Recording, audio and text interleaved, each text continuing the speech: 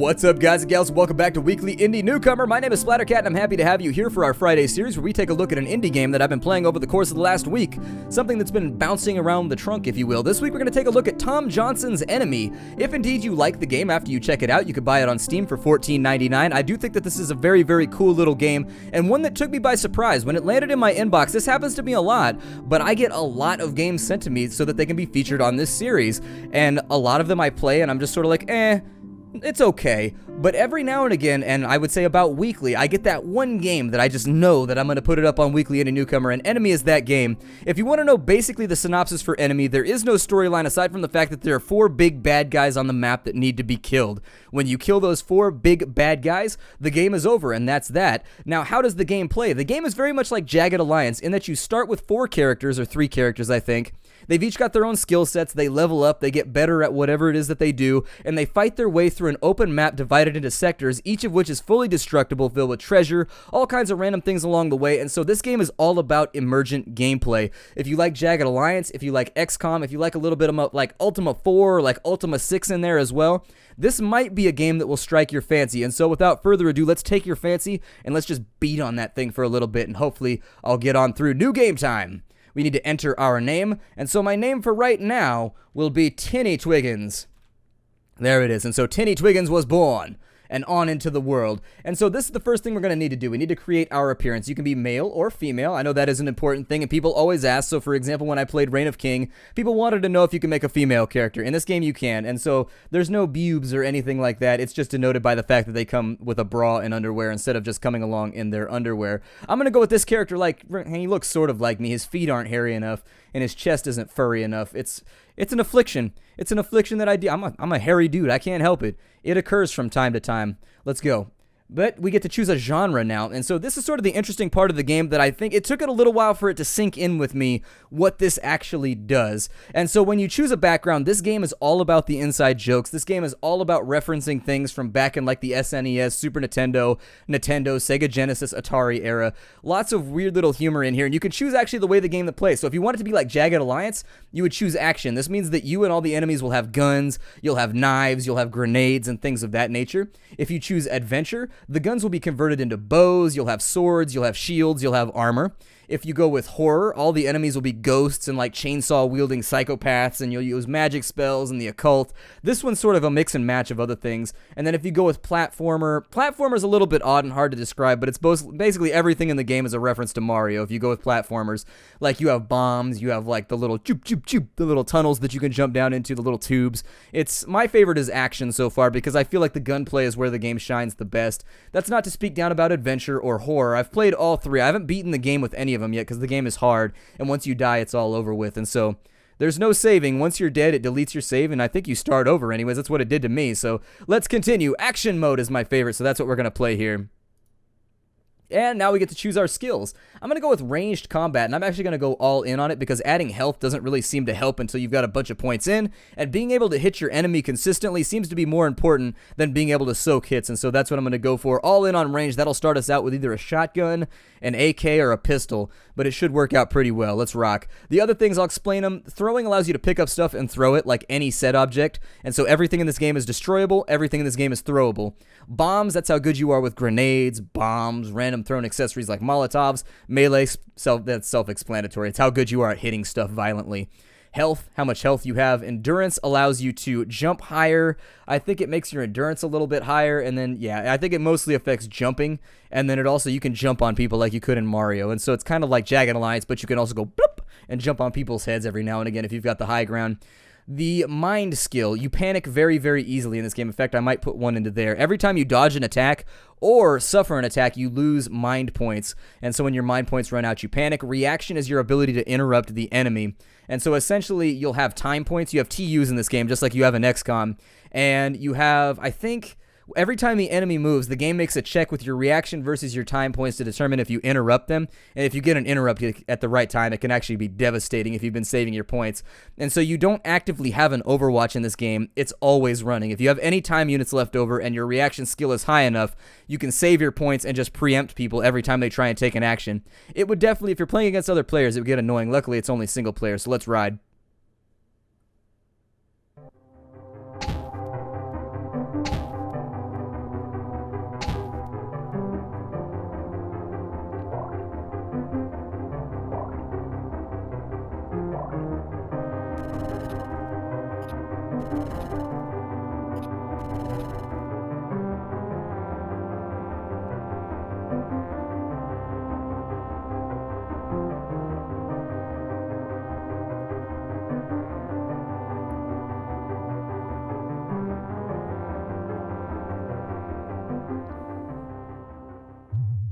Okay, so first things first, we're going to get ourselves a team. So we started out with the fighter, which is pretty good. You get this randomly at the beginning. I don't need tips right now. I've played the game enough.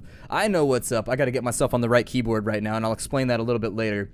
So we started with a wizard. We started with a warrior. And we've started out with our character who has what looks like a 1911. And so this is the game right here. This is what it looks like. This is what it plays like. If you use the scroll bar, it takes you up and down layers so that you can climb up things and climb down things. It's remarkably actually free. You can basically play the game any way that you want. If you want to climb up onto a roof, level up your jumping skill and then jump up onto a roof and fight from the roof. You know what I mean? And so honestly, the game really allows you to tackle its challenges however you please, and I do like that. But for now, let's be on our way. We need to be very careful. If you're looking for our TUs, they're down here in the bottom left-hand corner. There's our HP, there's our endurance, and there's our mind points, in case you were wondering about it. We can rotate using the Q and E keys. Everything works exactly how you figure it would. You use WASD to kind of pan and scan around. Q and E makes sure that you rotate. You can also use page up and page down, as far as I know, to look at different layers. So if you go into buildings, you're going to have to actually lower the layer so that you can see inside. But that's about it. Other than that, there's not a whole lot of controls to be known. You just kind of got to work your way through it. It took me a while to get a feel for it, but we want to be careful right now. You can also use the middle scroll bar. If you click it, it'll actually change your facing. And so you want to move very, very slowly in this game. You're going to unlock enemies, and as you unlock them, you will realize how lethal they actually are. They can one-shot you, they can two-shot you, they can burn you to death. It's not good. Where we need to go right now is we're this little guy right here. In order to get to the first boss, we need to go north twice and east once. But I'm going to go east once and then north twice so that we can go to the store in between and spend all of our loot that we get along the way, provided that we survive.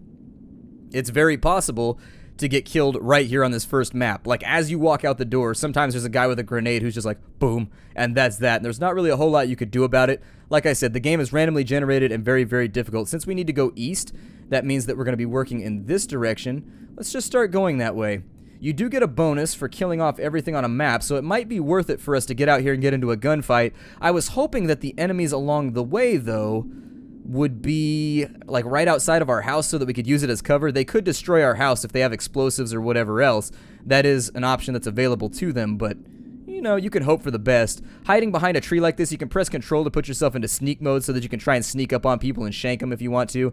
It'll also lower your profile so that you can hide behind rocks and things like that. The bullet will actually physically have to go through a rock if somebody shoots at you, and so they've got to slowly destroy the rock first before they can get to you. The game has no implemented cover system aside from that, but it actually seems to work pretty well. I would fiddle around with it. Let's end our turn with spacebar. Okay, we have hidden movement from our enemies. Our characters will shout it out when they see the foe. I don't know where he's at right now. Sound effects and whatnot are going... Oh, he sees a mobster. And where's the mobster at? Oh, he's up at the top right there. Okay, so we've got ourselves our first mobster. He looks like he has himself a firearm. He's going to be here because we chose ourselves the action genre. If we had chosen the adventure genre, he would be an archer right now. If we had chosen the horror genre, he would more than likely be a guy with a chainsaw. And not all of the settings are created equal either. Some of the settings are more difficult than others, so bear that in mind as well. I don't know if I want to break out the earth sign right now, but you know what? Let's do it. I'm going to get down. I don't know if I can get behind that rock. Let's just get low, and I'm going to try and get down. You don't have time. Okay, so never mind. We're out of time right now. Let's see if we can get him on the ledge right here. And how is he looking for his magic spell? Now, be aware, this magic spell does cost him sanity, so don't pop it off willy-nilly. In fact, don't involve Willy in this at all. Willy or nilly, they're not invited. Let's see here. But when I target this, just to show you how this works, when you click on the bomb and you throw that up in there, you'll see at the top right-hand corner it says throw fireball. It's going to cost us 15 sanity, and he has a 0% chance of making it. It takes 35 TUs to do that right there. Instead, I'm just going to have him squat down and try and get out of line of sight. On this side, I'm going to try and move my warrior up. Now, warriors are balanced sort of interesting in this game. They're just as squishy as everybody else. They have just as many TUs as everybody else, but there is something to be thought about here. They actually attack almost for free. It only takes 5 TUs for them to attack, and so if you can get them to close the gap, they can do very, very well for you. I'm going to get him in behind this, and then on the next turn, we're going to make a sprint for him. How's that sound? Let's go. The mobster might not know about... Oh, nope, he knows about us. And he took a shot that missed. You can see there that little blue number. That's him. He chopped down a tree with his bullet, and then he shot our stone away. That's unfortunate. If he manages to land a shot here, we might actually lose. Okay, so our sanity's still looking good. So what we want to do here is we actually just want to rush him. That's it. It's going to take us 50 to get over to 46 to get to right there. Let's go for that, and we're going to go in for the kill. He sees another mobster. That's unfortunate. Let's get to the stabbing, shall we? And so with one attack, he's killed that enemy, and that's the way this entire game goes. Like, you can die from one attack just like they can die from one attack, and so you want to play it very carefully while you're going along. I'm going to have him drop, and then... oh, I don't know, try and get in behind that stone, but one mobster down. You can also press the tab key to go in between your various soldiers. You can get more later on, and there are various archetypes. There are some characters that are better than others, like the character that specializes in throwing, not so great. The characters that specialize in ranged and melee tend to be my favorite because the chainsaw is like the best thing in the entire game. If you can get a chainsaw, you've basically won. That's the way that I would describe it. I'm going to try and... how many TUs does he have? Let's move him in behind a tree, I guess. And I'm going to try and move him up rapidly. We'll steal these guys' clothes in just a minute so that we can look more stylish. That's right, everybody's lootable on the map. We can also pick up their guns and stuff if we want. You'll see in just a moment. Is that mobster aware of us? I don't know that he is. Let's move over to the... oh no, he's actually like running up on us right now. It might be a good idea then to have our melee take care of it because close range is what he specializes in. Let's get in. It's going to cost 40 to get to right there. That leaves him enough. Oh, an enemy interrupt. That's bad. Okay, so he just did the thing that I was talking about right there, and he waited for us. Luckily, his reaction time appears to be better than the mobsters, so if we can get up in here, let me see if I can kill him. So there's the stabbing right there. It moved him up a layer, unfortunately. That one did as well. And so down he goes. And so we've gotten him all nice and finished off. 75 XP from him right there. But it appears as though we are still locked into combat, so keep your eyes peeled. There could be anybody around here ready to just, like, own us. And so I suppose that puts the onus on us. The onus of them trying to own us is now on us, and so we need to be careful about the way we proceed. There are still mobs on the map, because once you finish the combat, it'll let you move around in free travel mode. You won't actually have to be turn-based anymore, but you gotta kill everybody to earn that reward. On this side, let's keep on a-looking. I see a ninja. Oh, well, that's the worst thing I've ever heard in my life. So the ninjas are very, very dangerous. You need to be careful about the way you allow them to approach you. They do damage just like he does damage, and they can move long distances, so be aware. Let's move everybody else up, because we haven't got to use anybody, and I think being able to throw some fireballs around would be pretty badass. Let's run up to there.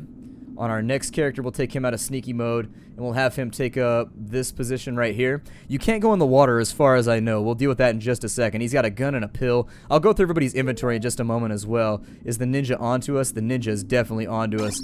Of course the ninja's onto us. That's what ninjas do. I'm going to try and actually run away, because he's going to close that gap, and damn is it going to hurt. Let's try and let somebody else get some glory in here right now. It's going to cost us... how many TUs does it take us to shoot? 18, so it's going to cost us a little bit, but he's a little bit far out. So let's go over here, and not in sort of like the hippie awesome, like far out sort of way. Let's see if we can get our shot off here, but line of sight is broken. Disappointing. Oh, if I got on top of the rock, I could have done that, couldn't I? Get on the rock here. Yeah, now you got a shot. 20% chance, but we can take 2. And so the shot went by. He lost 6 sanity. You can mouse over any character that you want. You see how we destroyed that square right there? Had we the Grenadier, I could actually show you the true extent of destruction we can cause in this game. But we don't have the Grenadier, so unfortunately not an option. He's got a 11% chance to throw a fireball over to there. What does it cost us? 35. And so we've got to make sure that we don't spend more than 16. And so we can go to right there, and we could throw a fireball, I guess. Now there is going to be some margin of error right here. There it is. You'll never take me alive. So he's now panicked, and the ground is on fire behind him, but this will destroy stuff as you watch. It'll blow up the trees and a whole bunch of other interesting stuff. That leaves pretty much the burden of winning on our melee character right here. So that means I'm going to get all up in melee with this cat, and let's see if we can stabificate him. So there's some damage away right there. How much HP does he have? He's got 15 left. He's done. Finished off and out of our way. Now we can loot all of his stuff if we want, and that finishes off the entire sector, I think. Is it? Oh no, there's another enemy on the map somewhere. Where he's at, maybe around this side of the lake? Oh, there he is right. Oh, a Grenadier. Okay, so that's all bad. Run away like right this second, but we should do level ups too. Press the C key. Let's give him a little bit better of melee, I guess. Or making him able to jump might be a good idea, but let's just increase his melee for right now, and then we lock that in by clicking down at the bottom. This game has a lot to show off, and unfortunately, it's like one of those games that I don't think a 25-minute episode really quite does it justice, because as you go through the game, the challenges do get a lot worse. The bosses are quite difficult. We've only got 25 right there. Okay, we'll advance on him so that we can fight with him on the next turn. Oh, you got 25 more? We'll keep moving then. Hopefully he doesn't grenade us. That would totally suck.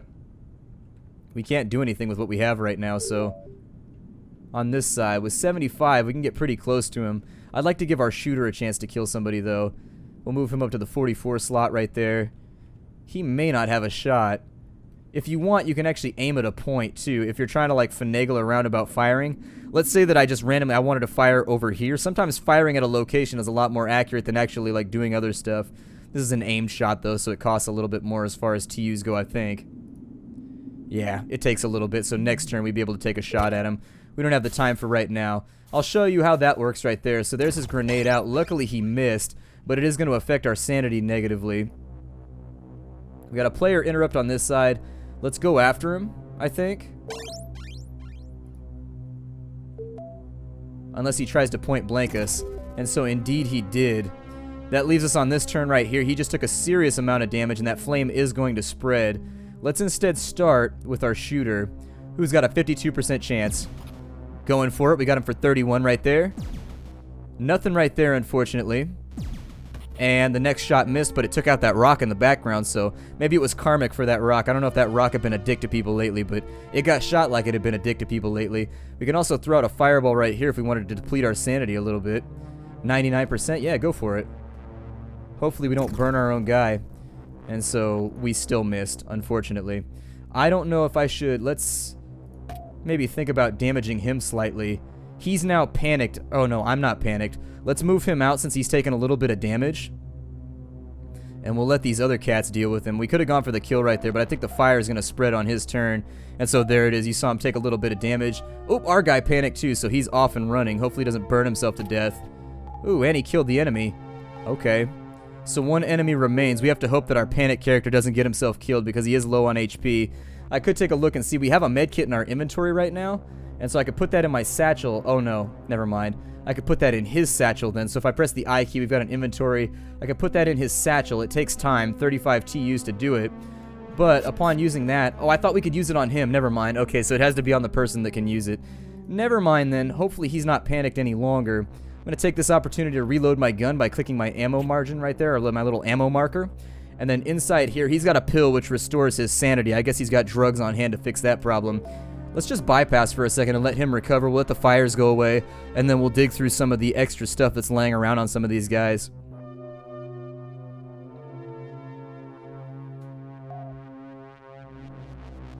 He's still panicking, weirdly enough.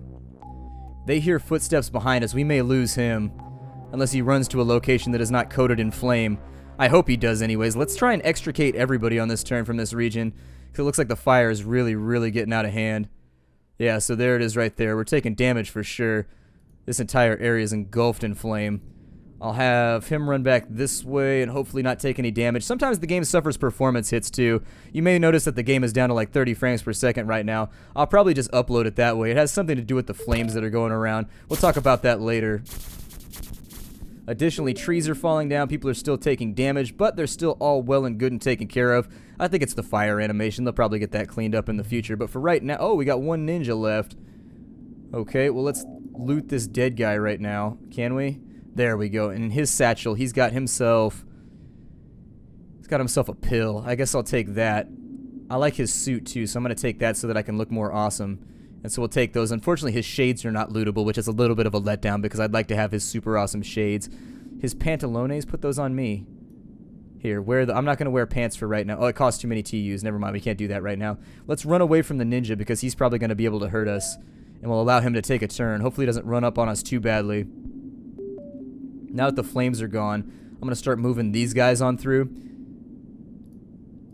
So there it is.